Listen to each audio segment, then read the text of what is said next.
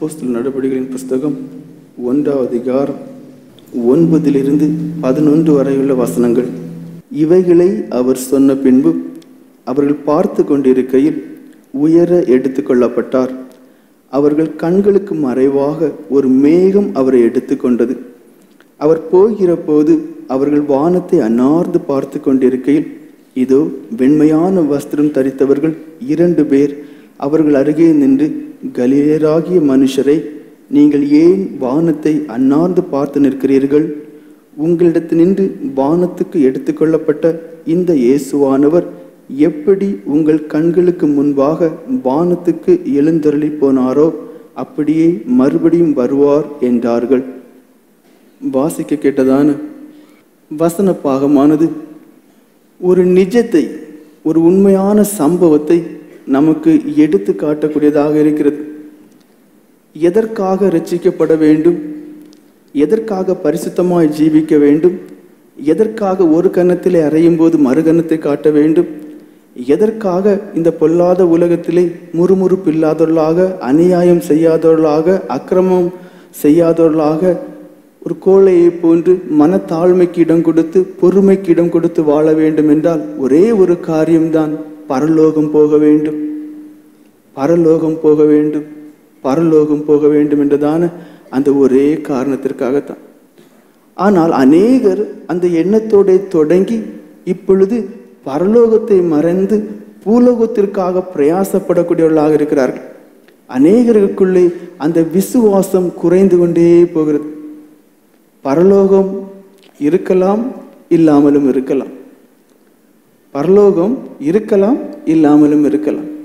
அப்படிப்பட்டதான ஒரு எண்ணத்துக்குள்ளே அவர்கள் காணப்பட்டதினாலே பரிசுத்தத்தை வாஞ்சிக்காதவர்களாக, ஏதோ வாழக்கூடியவர்களாக, ஜெப வீட்டிற்கு வரும்போது ஜெபம் பண்ணக்கூடியவர்களாக, வெளி உலகத்தில் இன்னொரு மனுஷர்களாக வாழக்கூடியவர்களாக அநேகர் மாற்றப்பட்டு கொண்டே போகிறார்கள்.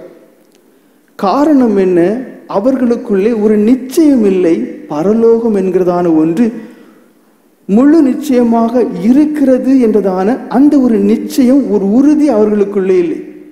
நான் பெங்களூர்ல இருக்கும்போது என்னை பார்த்தே கேட்டது உண்டு, ஏன் உங்க நல்ல வாழ்க்கையை தீர்த்து கட்டுறிய, வாலிய பிராயத்தில் எதுக்கு சன்னியாச ஜீவியம், யாரு சொன்னா பரலோகம் உண்டு? நீ அதெல்லாம் ஒன்றும் கிடையாது, இருக்கதை என்ஜாய் பண்ணி நல்லா வாழக்கூடாதா? இப்படி என்கிட்ட ஸ்ட்ரைட்டா நேரடியாக முகத்தை பார்த்து கேட்டவங்க கொஞ்சம் நிறையவே சொல்லலாம். ஆனால் அவங்கள்ட்ட எல்லாம் நான் திருப்தியா அவங்க புரியத்தக்கவாறு பதில் சொன்னா இருக்காது.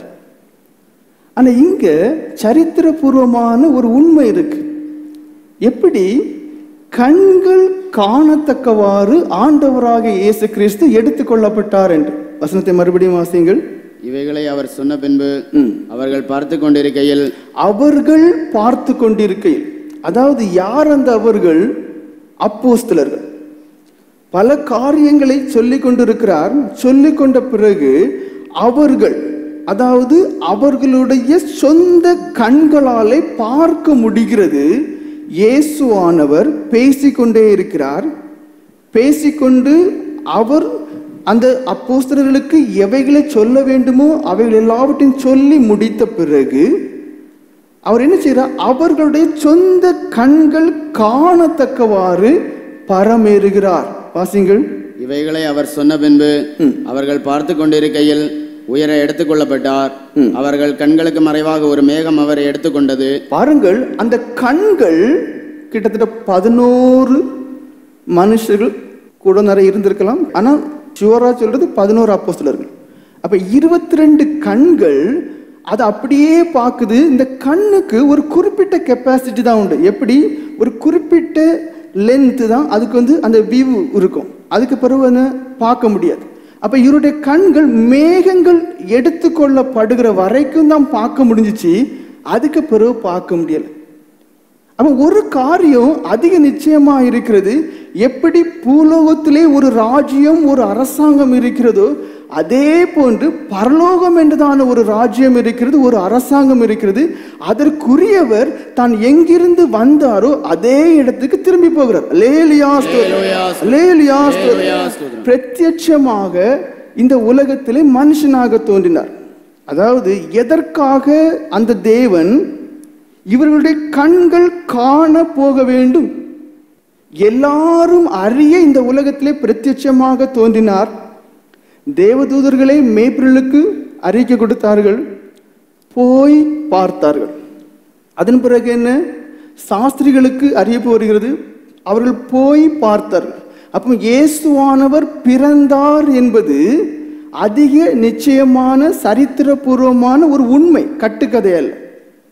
அதே போன்று அவர் இந்த உலகத்திலே 33 வருஷம் வாழ்ந்தார் என்பதும் நிஜமான ஒரு காரியம், சரித்திரபூர்வமான ஒரு காரியம். அவருக்கு அப்போஸ்தலர்கள் அல்லது சீஷர்கள் ஏராளம் பேர் இருந்தார்கள் என்பதும் அது சரித்திரபூர்வமான உண்மை. அவர் சிலுவையிலே அறையப்பட்டு மரித்தார் என்பதும் உண்மைக்குரிய காரியம். அவர் உயிர்த்தெழுந்தார் என்பதும் சரித்திரபூர்வமாய் உண்மையான காரியம். ஏனென்றால் பவுல் அப்போஸ்தலர் கொரிந்தியர்கள் நிருபத்தில் என்ன சொல்லுகிறார், 500க்கும் அதிகமானோருக்கு தேவன் தரிசனமானார், அதில் அநேகர் இந்நாள் வரைக்கும் உயிரோடு இருக்கிறார் என்று.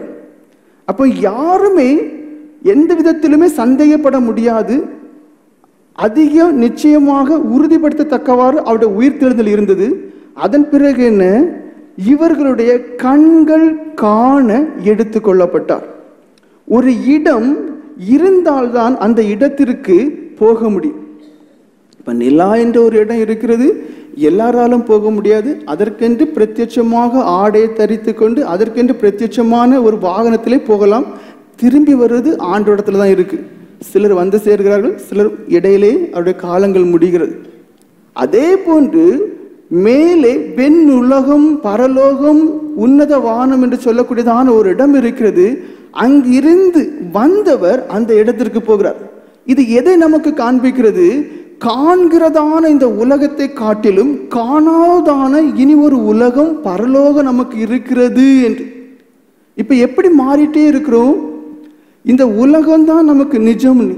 இந்த உலகத்துக்காண்டியே பிரயாசப்படணும், வீடு கட்டணும் மற்றும் பல காரியங்கள், பேர் புகழ் சம்பாத்தியம் பண்ணணும், இதற்காகத்தான் பிரயாசப்படுகிறோம்.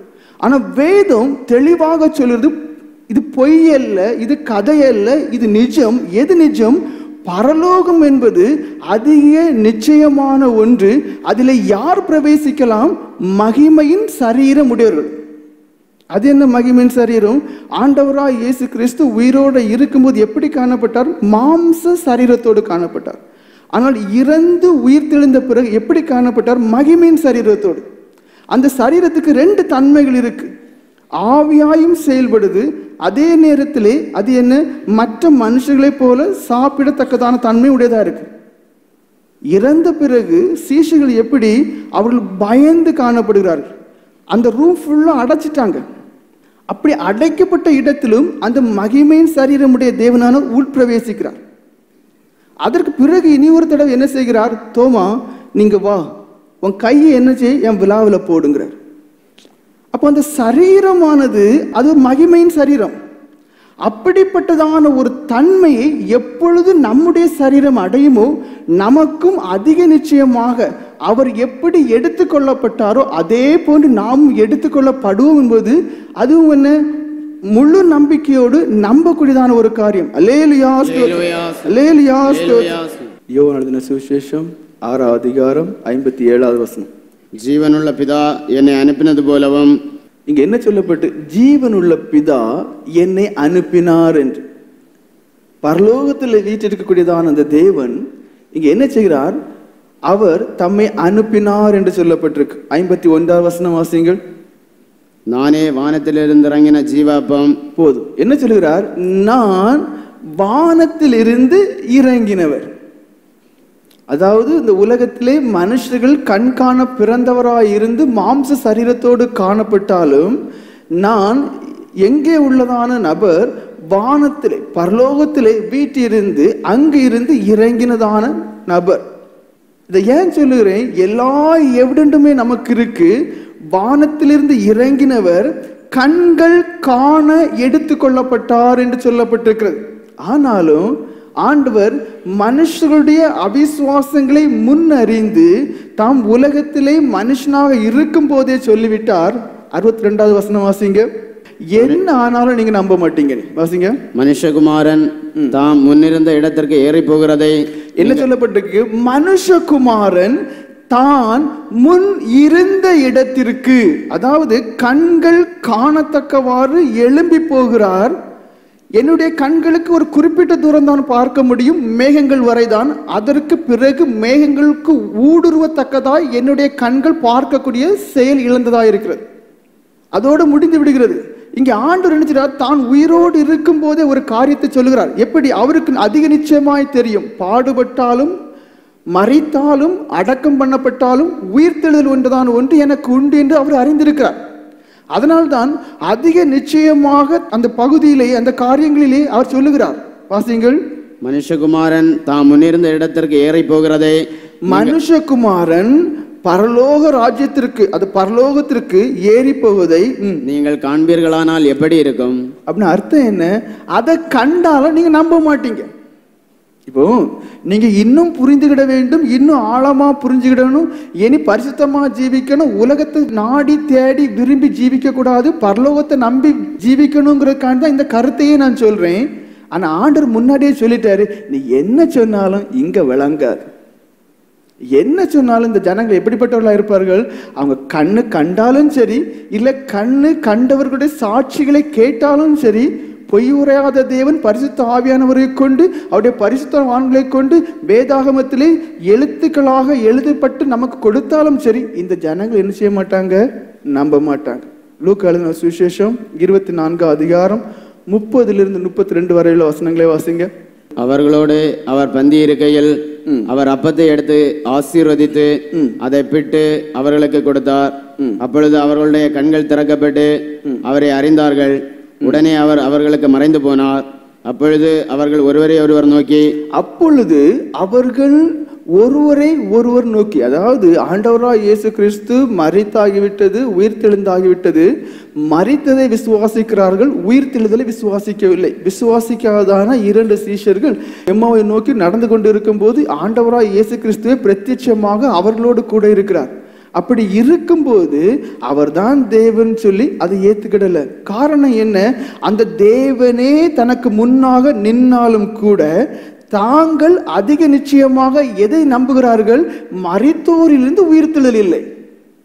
அதான் நான் தெளிவா சொல்லிட்டேன். பரலோகம் உண்டுன்னு நம்ம சொல்லுவோம், ஏன்? பைபிள் எழுதியிருக்கு. ஆனா இது வியாதி முற்றி மரணம் வரும்போது ஆண்டவரே நான் செத்துறக்கூடாதுங்கிறோம். காரணம் என்ன? அந்த பரலோகத்தை குறித்ததான விசுவாசம் இல்லை. இல்லைன்னா என்ன செய்வோம்? மரணமே நீ சீக்கிரம் வா, நான் ஆண்டவரோட கூட இருக்கிறேன்னு சொல்லி அதை விரும்புவோம். அந்த நிச்சயம் நமக்கு இல்லாததுனால என்ன செய்கிறோம்? அதை சந்தேகப்படுறோம். இங்க எப்படி? ஆண்டவரே அவர்களுக்கு முன்னாடி நின்ன பிறகு வரைக்கும் அவர்களால அதை ஏத்துக்கிட முடியல, நம்ப முடியல. ஏன்? ஒரே ஒரு காரணம் தான், உயிர்த்தெழுதல் என்கிறது உண்டுங்கிறத அவர் நம்ப முடியல. தொடர்ந்து வாசிங்க. அப்பொழுது அவர்கள் ஒருவரை ஒருவர் நோக்கி, வழியிலே அவர் நம்முடனே பேசி வேத வாக்கியங்களை நமக்கு விளங்க காட்டின பொழுது நம்முடைய இருதயம் நமக்குள்ளே கொழுந்து விட்டு எரியவில்லையா என்று சொல்லிக் கொண்டு. மறுபடியும் வாசிங்க அதே வசனத்தை. அப்பொழுது அவர்கள் ஒருவரை ஒருவர் நோக்கி, வழியிலே அவர் நம்முடனே பேசி வேத வாக்கியங்களை நமக்கு விளங்க காட்டின பொழுது. என்ன சொல்லப்பட்டிருக்கு? வேத வாக்கியங்களை விளங்கி சொல்லும் போது, அதாவது நடந்து போகும்போது அவர் என்ன சொல்றாரு? முட்டாள்களை இப்படி இருக்காதுங்கன்னு சொல்லி தீர்க்கதரிசி ஆகமங்களை எல்லாம் சொல்லி புரிய வைக்கிறார். வச்சாலும் உள்ள ஏறல. அதான் இங்க சொல்லப்பட்டு வேத வாக்கியங்களை விளக்கி சொல்லும் போது என்ன உண்டாகணும் தெரியுமா? உங்க ஒவ்வொருடைய இருதயத்திலையும் ஒரு அக்கினி கொழுந்து விட்டு எரியணும். பரலோக ராஜ்யங்கிறது ஒண்ணு நிஜம், உண்மை. அந்த அக்கினி உங்களுக்குள்ள பற்றி எரியணும். இங்க என்ன சொல்லப்பட்டிருக்கு? வேத வாக்கியங்களை விளக்கும் போது ஒரு அக்கினி நமக்குள்ள பற்றி எரியணும். இப்ப எத்தனை பேருக்குள்ள அக்கினி பற்றி எரியுது? எரிஞ்சாலும் உடனே தண்ணி விட்டு அணைச்சிரும். ஆண்டவர் உணர்த்துதலுக்கு இடமே கொடுக்காத அளவுக்கு அங்க நம்முடைய ஜீவியங்கள் மாறிக்கொண்டே போகுது. உலகம் உலகம் உலகம் உலகம் தான். அதே அதிகாரம் 22, 23, 24 வசனங்களை வாசிங்க. ஆனாலும் எங்கள் கூட்டத்தை சேர்ந்த சில ஸ்திரீகள் அதிகாலமே கல்லறையின் இடத்திற்கு போய் அவருடைய சரீரத்தை காணாமல் திரும்பி வந்து அவர் உயிரோடு இருக்கிறார் என்று சொன்ன தேவதூதரை தரிசித்தோம் என்று சொல்லி எங்களை பிரமிக்க பண்ணினார்கள். எப்படி? அதாவது ஆண்டவரோடு கூட இருக்கிறாங்க, பேசிட்டே இருக்கும்போது என்ன சொல்றாங்க? 2 பொம்பளைங்க, சில ஸ்திரீகள், அவங்க கல்லறை போனாங்களாம். கல்லறையில் அவர் இல்லைன்னு சொன்னாங்க. எங்களை பிரமிக்க செய்தாங்க. அதாவது உண்மையை சொல்லும் போது கூட அதை ஏற்றுக்கொள்ளக்கூடிய மனநிலை இல்லை. ஏன்னா உங்களுக்குள்ள நீங்களே தீர்மானம் பண்ணிட்டீங்க. அப்படி ஒண்ணு இருக்காது. அநேகர் இப்ப இருக்கிறவங்க அப்படிதான் இருக்காங்க. அநேகர் இப்ப இருக்கிறவங்க எப்படிதான் இருக்காங்க, அப்படிதான் இருக்கு. என்னதான் தொண்டை கத்தி இல்லை எப்படியாவது வசனங்களை எடுத்து புரிந்துகிடத்தக்கவாறு சொன்னாலும் உங்களுக்குள்ள நீங்க என்ன வச்சுட்டீங்க, அப்படியெல்லாம் ஒன்றும் இருக்காது. இருந்தா பாப்போம். இங்க அவர்களே வாய் திறந்து சொல்றாங்க. எப்படி உயிர் தெழுந்தாருங்கிற காரியங்களை சொல்றாங்க. அதை நாங்க முழுமையாய் அதிக நிச்சயமாய் நம்பல. ஏதோ ஒரு பிரமிப்பு போல எங்களுக்கு இருந்துச்சு. அப்பொழுது எங்களிலே சிலர் கல்லறையின் இடத்திற்கு போய் ஸ்திரீகள் சொன்னபடியே கண்டார்கள், அவரையோ காணவில்லை என்றார்கள். என்ன சொல்லப்பட்டிருக்கு? அப்போஸ்தலர்களும் போய் பார்த்திருக்காங்க, அங்க காணல. அப்ப உயிர் தெழுந்தார்னு சொல்றாங்க, ஆனா நம்ப முடியல. எப்பந்தான் நம்புறாங்க? ஆண்டவர் கூட இருக்கும் போது அல்ல. அந்த வெளிப்பாடு அவர்களுக்கு கிடைத்த பிறகு என்ன உண்டாகுது? அந்த நம்பிக்கை உண்டாகுது. அப்ப நமக்கு என்ன வேணும்? உபதேசங்களை சுவிசேஷங்களை கேட்க வரும்போது, ஆண்டவரே அது என் இருதயத்துல தங்கி கிரியை செய்யத்தக்கதான ஒரு வெளிப்படுத்தல் எனக்கு தாரோம். ஏன்னா உண்மையே உங்களுக்கு சொல்லும் போது அந்த உண்மை உங்களுக்குள்ள கிரியை செய்யாது. ஏன்னா அவிசுவாசங்கிற பொய்யானதை நீங்க உண்மையாக உங்களுக்குள்ள வச்சிருக்கிறீங்க. அதான் உங்களுடைய சுய புத்தியை சாராதுன்னு சொல்லப்பட்டிருக்கு. இங்க எப்படி சீஷர்களை அப்போஸ்தலர்களை போய் பார்த்துட்டு உயிர் தெழுந்தான் சொன்ன பிறகு கூட அதை நம்ப முடியல. ஸ்திரீகளை போய் பார்த்துட்டு வந்து சொன்ன பிறகு நம்ப முடியல. ஆண்டவரே கூட இருக்கும்போது நம்ப முடியல. அதான் ஆண்டவர் சொன்னார், நான் என் சொந்த இடத்துக்கு போனேன், என்னால அநேகமான கிரியை செய்ய முடியல. காரணம் என்ன? நான் தேவன் ஆண்டவர் என்று என்னை ஏற்றுக்கிடல. அப்ப இங்கேயும் பிரத்யட்சமாய் ஆண்டவரே உங்களுக்கு முன்னாடி தோன்றினாலும் கூட நீங்க நம்பவே மாட்டீங்க. அதான் இந்த காரியத்தை அடிக்கடி சொல்லுவேன், ஆண்டவரே தோன்றினாலும் நீங்க நம்ப மாட்டீங்க. ஏன்னா வேதமே தான் சொல்லுது. எம்மாவை நோக்கி போய் கொண்டிருக்கதான அந்த சீஷர்களுக்கு முன்பாக ஆண்டவரே இருக்கிறார், நம்பல. ஏன்? அவர் மரித்தார், அவர் அடக்கம் பண்ணப்பட்டார், அதுதான் எங்களுக்கு தெரியும். அப்ப அதோட எல்லாம் முடிந்து விட்டது என்று தானே நிச்சயம். நமக்குள்ள அதான் இருக்கு.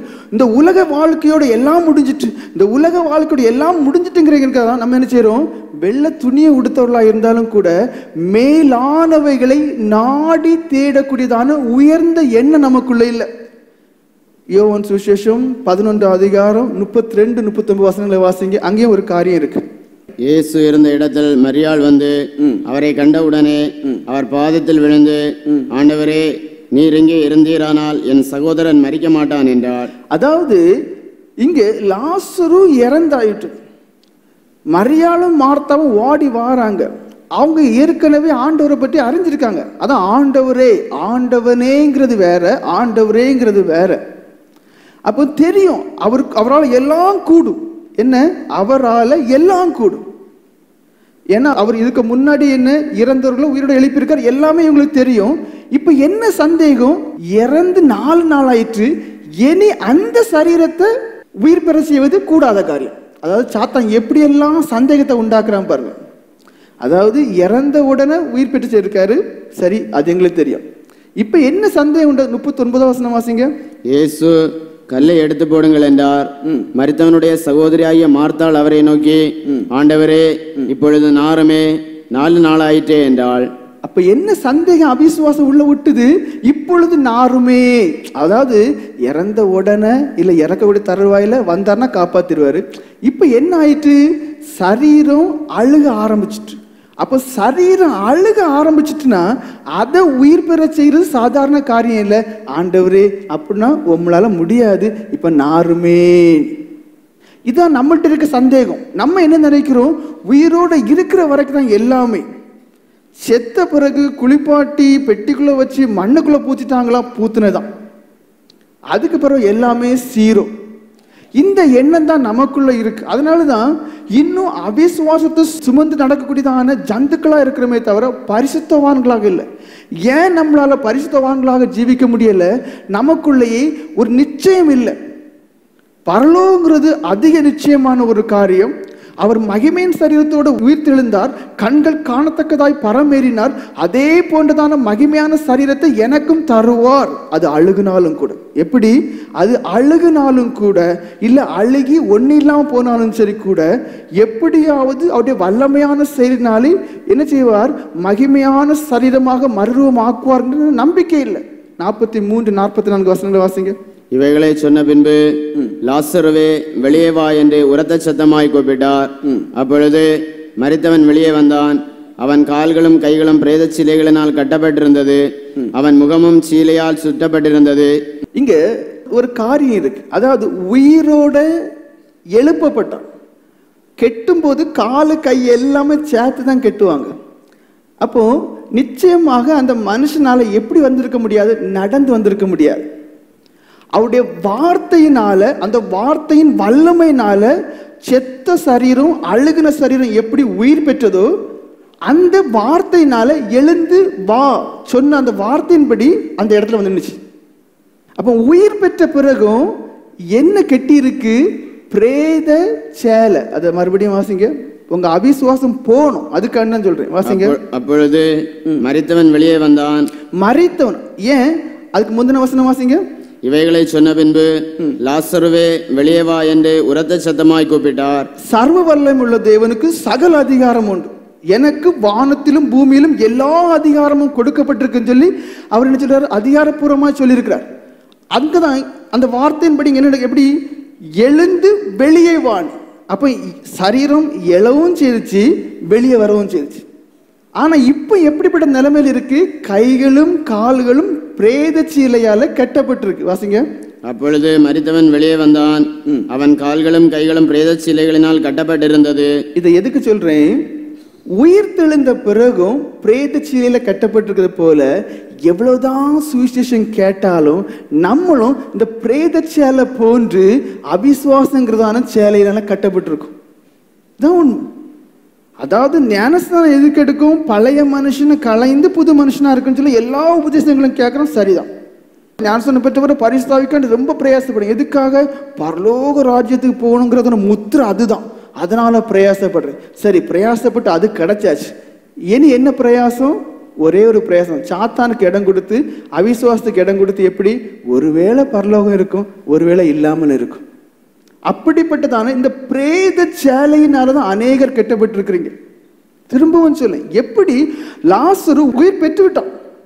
ஆனா உயிர் பெற்றாலும் கூட அவனை பிரேத சேலை கெட்டி இருக்குதோ, அதே போலதான் அநேக விசுவாசிகள் எந்த விதமான நம்பிக்கையற்று உலகத்தோட எல்லாம் முடிஞ்சிட்டு அப்படிப்பட்டதான எண்ணம் தான் நமக்குள்ள இருக்கே தவிர, இல்ல நான் பரலோக ராஜ்யத்திற்கு கேட்டதான ஒரு அவகாசியா ஜீவிக்க வேண்டியதான எண்ணம் நமக்குள்ள இல்லை. அதான் பரிசுத்தமே நமக்கு தேவையில்லை.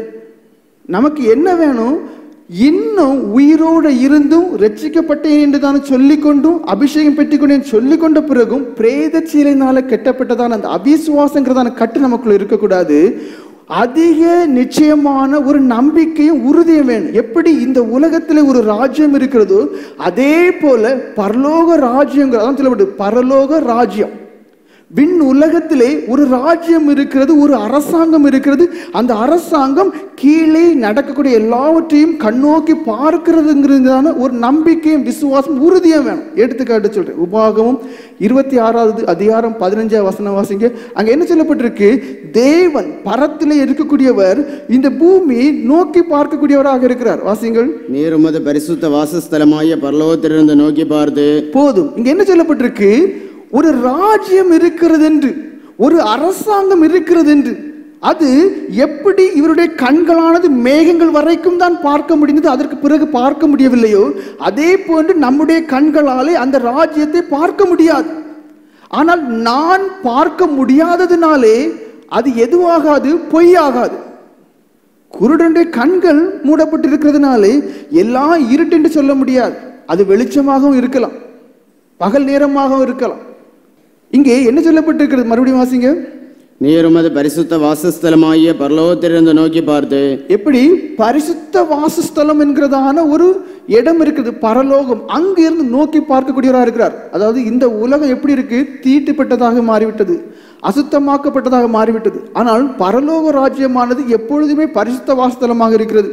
யோவான் எழுதின சுவிசேஷம் 18 அதிகாரம் 37 36 வசனங்களை வாசிங்க. முதல்ல 37 வாசிங்க. அப்பொழுது பிலாத்து அவரை நோக்கி, அப்படியானால் நீர் ராஜாவோ என்றான். இயேசு பிரதியுத்தரமாக, நீர் சொல்லுகிறபடி நான் ராஜாதான். சத்தியத்தை குறித்து சாட்சி கொடுக்க நான் பிறந்தேன். இதற்காகவே இந்த உலகத்தில் வந்தேன்.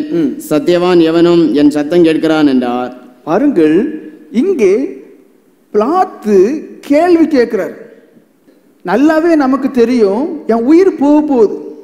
என்ன, நல்லாவே எனக்கு தெரியும் என் உயிர் போகுது. அப்போ எதுக்கு தான் நம்ம பிரயாசப்படுவோம்? காலில் விழுந்தாவது கெஞ்சியாவது உயிரோட வாழணும்னு தான் பிரயாசப்படுவோம். அதே ஒரு சூழ்நிலை தான் இங்க ஆண்டவராய் இயேசு கிறிஸ்து நிற்கிறார். போல்டா நிற்கிறார், தைரியமா நிற்கிறார். வரது வரட்டுன்னு. காரணம் என்ன? அவருக்கு தெரியும் அவருக்குன்னு ஒரு ராஜ்யம் இருக்கு, அவருக்குன்னு ஒரு அரசாங்கம் இருக்கு.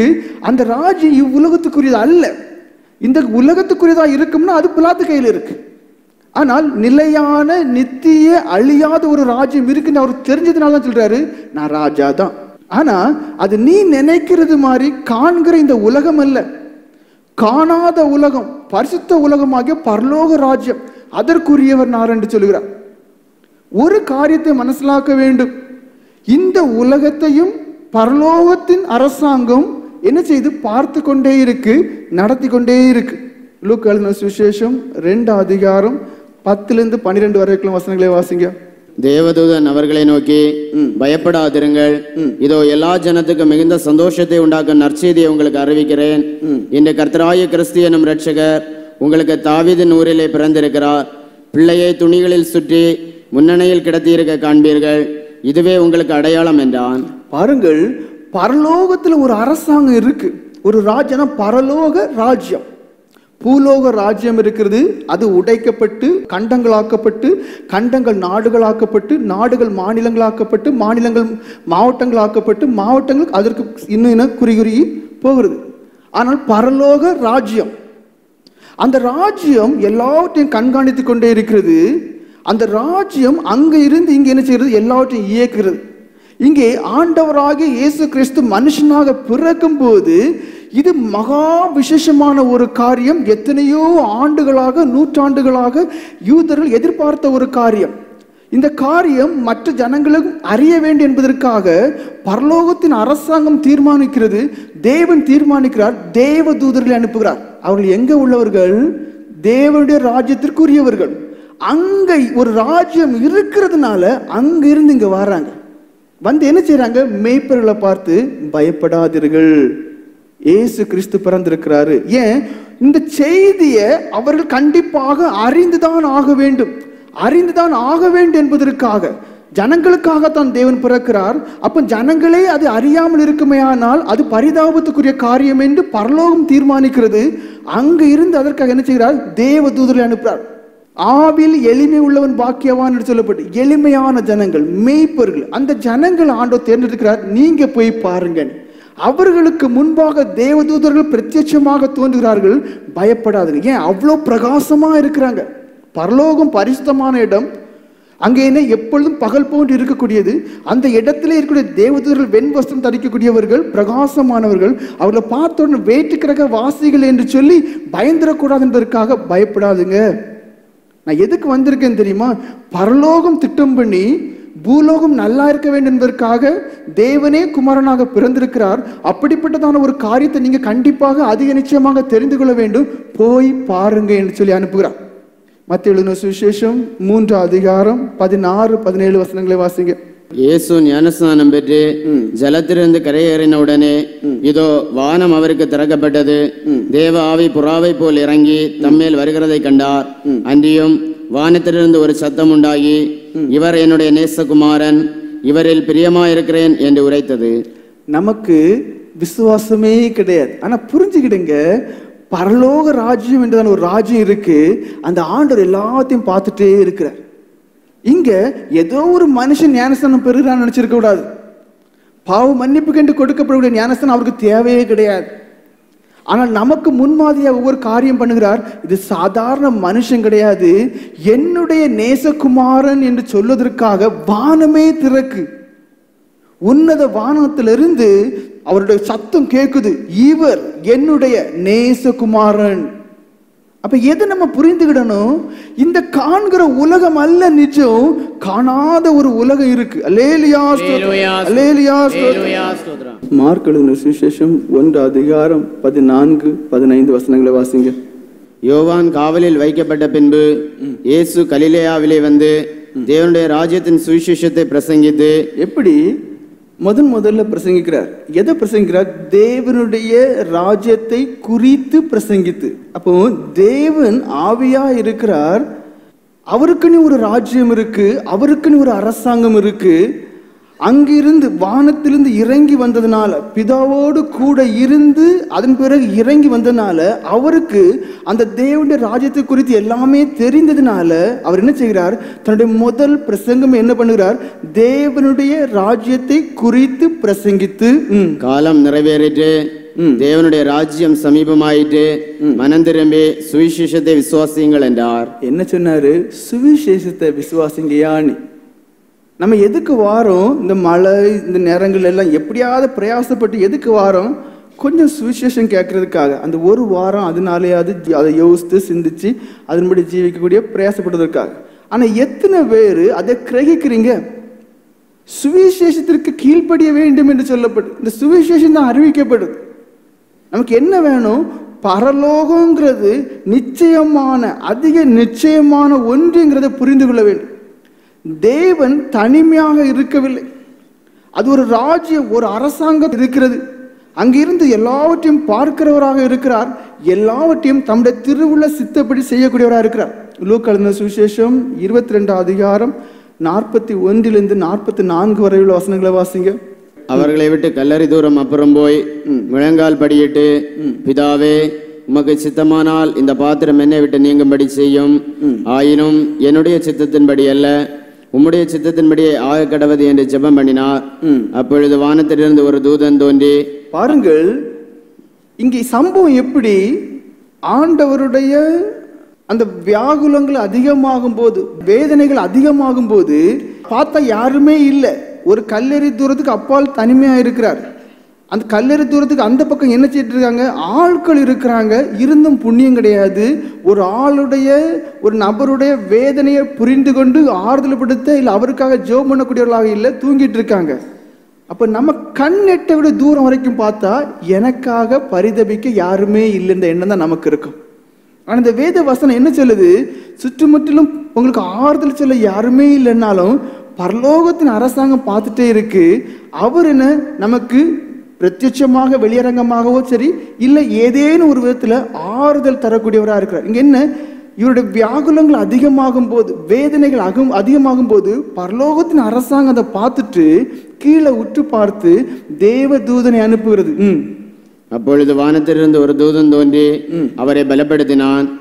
அவர் மிகவும் வியாகுலப்பட்டு அதிக ஊக்கத்தோட ஜெபம் பண்ணினார். அவருடைய வேர்வை ரத்தத்தின் பெருந்துளிகளாய் தரையிலே விழுந்தது.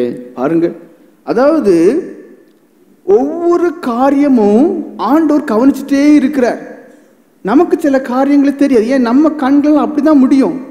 ஆவிக்குரிய தேவனை நம்ம கண்கள் பார்க்க முடியாது. ஆனா அதனால அவர் இல்லை, என்ன தேற்றலன்னு சொல்லக்கூடியதான எண்ணம் தான் நமக்கு இருக்கக்கூடாது. எனக்கு தேவை, நீங்க புரிந்துகிட வேண்டும், பரலோகங்கிறதான ஒன்று உண்டு, அது அதிக நிச்சயமானது. எப்படி அவருடைய கண்கள் கண்டதோ அதுவும் ஒரு குறிப்பிட்ட தூரம் தான் காண முடியும், அதுக்கப்புறம் காண முடியல. அப்ப இது எல்லாமே சரித்திரபூர்வமான உண்மையான சம்பவம். அது எதை நமக்கு சொல்லுகிறது? பரலோகம் உண்டு, பரலோகம் உண்டு, பரலோகம் உண்டு. அதனால நீ மரணத்தை ஏற்றுக்கிட்டதுக்கு தயங்காத. அழுகி போயிட்டா லாசருக்கு சகோதரியை போல ஐயம் கொள்ளாத, சந்தேகப்படாத, ஐயோ நாறுதுமே, அந்த எண்ணமே உனக்கு தேவை கிடையாது. மகிமையின் சரீரத்தை தருவாரு, மகிமையின் சரீரம் உடையவர்கள் மாத்திரம்தான் மேலே போக முடியும். அப்போஸ்தலர் நடபடிகளின் புஸ்தகம் 10:30 வசனத்தை முதல்ல வாசித்துட்டு 1-5 வரைக்குள்ள வசனங்களை வாசிங்க. அதற்கு கர்நேலியோ, 4 நாளைக்கு முன்னே இந்நேரத்திலே நான் உபவாசித்து 9ஆம் மணி நேரத்தில் என் வீட்டிலே ஜெபம் பண்ணி கொண்டிருந்தேன். அப்பொழுது பிரகாசமுள்ள வஸ்திரம் தரித்த மனுஷன் ஒருவன் எனக்கு முன்பாக நின்று. பாருங்கள், அதாவது யூதர்கள் அது வரைக்கும் என்னதான் நினைத்துட்டு இருந்தார்கள்? யூதர்களாய் இருக்கக்கூடியதான அப்போஸ்தலர்களும் சரி, ரட்சிக்கப்பட்டதான சீஷர்களும் சரி, இவர் என்னதான் நினைத்து கொண்டிருந்தார்கள்? இயேசு கிறிஸ்து பட்டதான சுவிசேஷமானது யூதர்களுக்கு மாத்திரமே அறிவிக்க வேண்டும். சுருக்கமா சொல்ல போனால் மனம் திரும்புதல், பாவ மன்னிப்பு, ரட்சிப்பானது யாருக்கு மாத்திரம்தான் அறிவிக்க வேண்டுமாம்? யூதர்களுக்கு மாத்திரம்தான் அறிவிக்க வேண்டும் என்று. ஆனால் பரலோகம் தீர்மானிக்கிறது அது யாருக்கென்று? எல்லாருக்கும் என்று. அப்ப கொர்நேலியுங்கிறது மனுஷன் யாரு?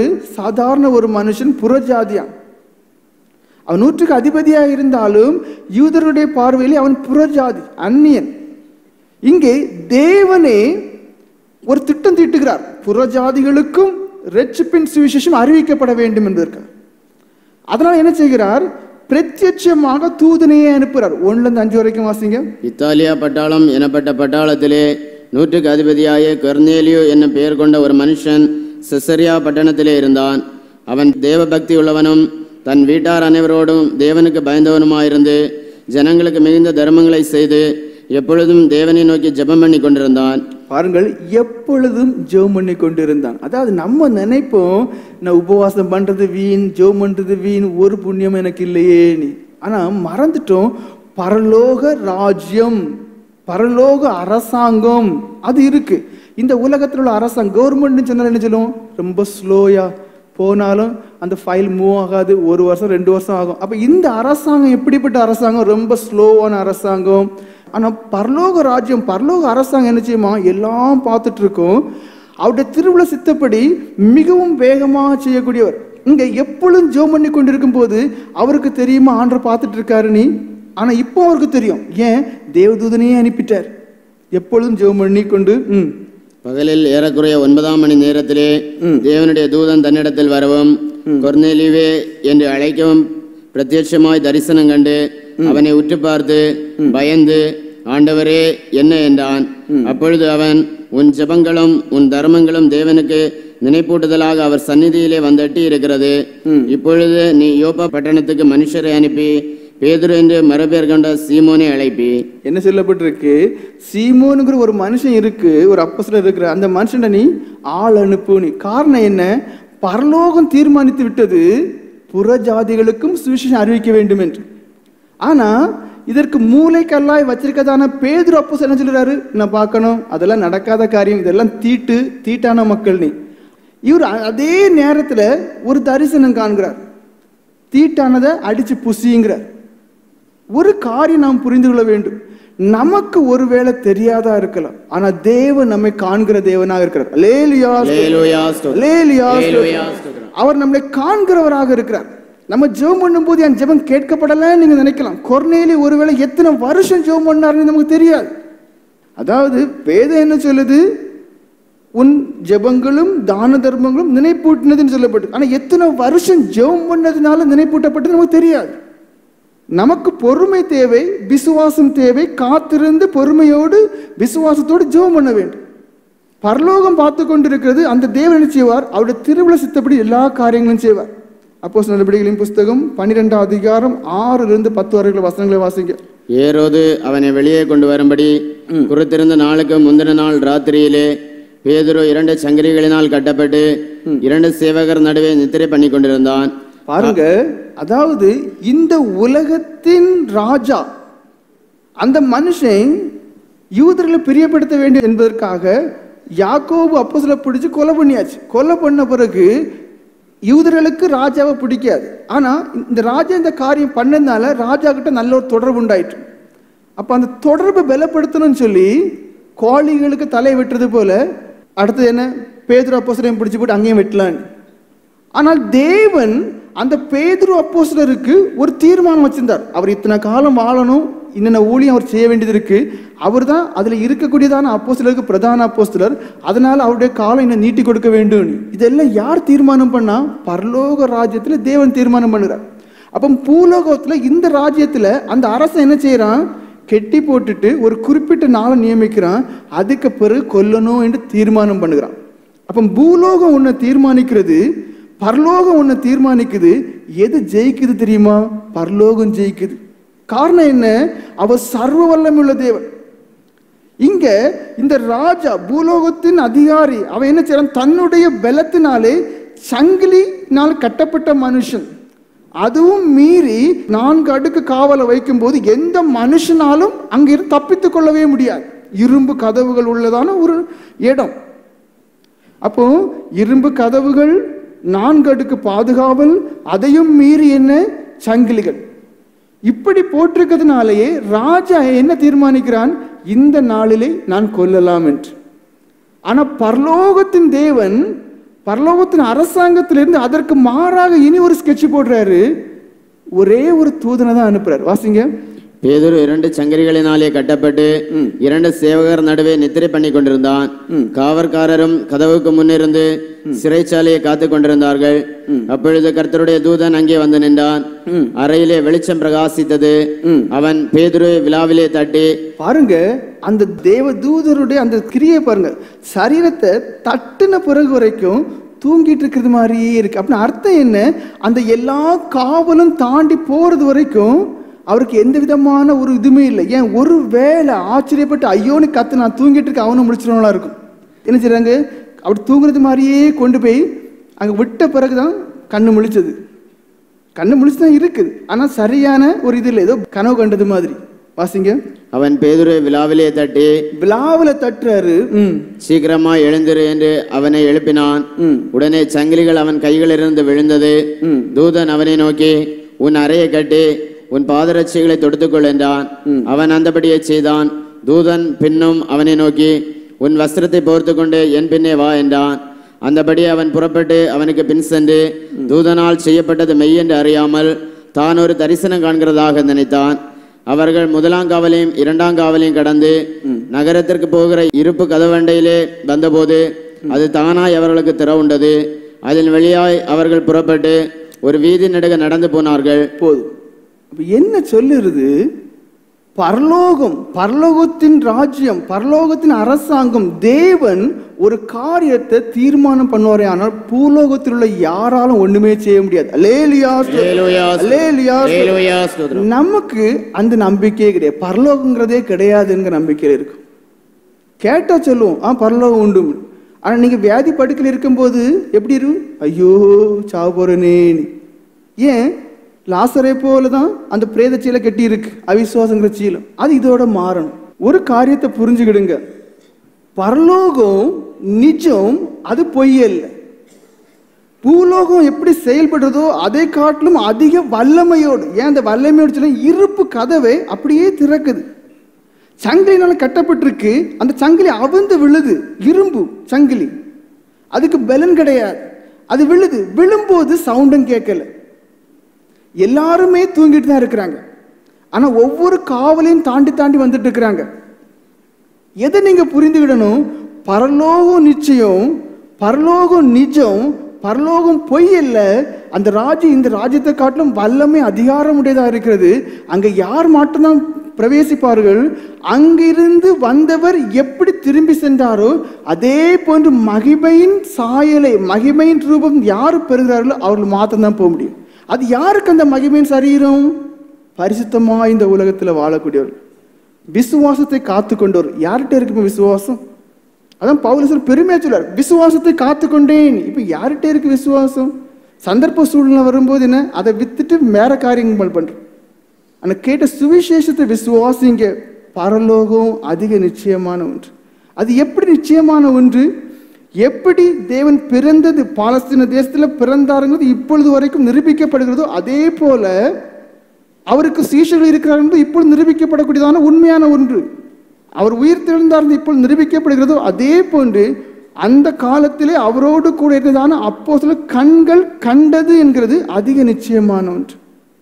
அதை காட்டிலும் அதிகம் சான்றிதழ் தான் நான் உங்களுக்கு கொடுத்துருக்கேன். எது, இன்னென்ன காரியங்கள் இன்னென்ன விதத்தில் பரலோகத்திலிருந்து ஆணையிட்டப்பட்டு அவை நிறைவேற்றப்பட்டது. இப்போ நமக்கு என்ன தேவை, ஒருவேளை உங்களுடைய ஜெபங்கள் கேட்கப்படாத போல இருந்தாலும் கொர்நேலியை நினைத்துவிட வேண்டும். இன்னைக்கு இல்லை நாளைக்கு என்னுடைய தான தர்மங்களும் என்னுடைய ஜெபமும் கேட்கப்படும், நிச்சயமாக அவர் எனக்கு பதில் தருவார் என்று. எது முக்கியம், விசுவாசத்தோட வாழ்ந்து, திரும்பவும் சொல்லேன், விசுவாசத்தோட வாழ்ந்து விசுவாசத்தோட மறிக்கிறது. காண்கிற இந்த உலகத்தை நம்பாதுங்க. ஏன்னா வேதம் தெளிவா சொல்லுது, நிலையான நகரம் நமக்கு இங்கே இல்லை. வீடு அழகா கட்டுறோம், 1 மாசம் இருந்த பிறகு திடீர்னு கேன்சர் வருது, வேற நோய் வருது, அப்போ என்ன செய்கிறோம்? பக்கத்தில் உள்ளவங்க கையெல்லாம் இருக்க பிடிச்சிக்கிடுறோம். ஏன்? விட மனம் கிடையாது. செத்து போனேன்னு பயம், கையை இருக்க பிடிச்சிக்கிடும். இதெல்லாம் எதுக்கு அடையாளம் தெரியுமா?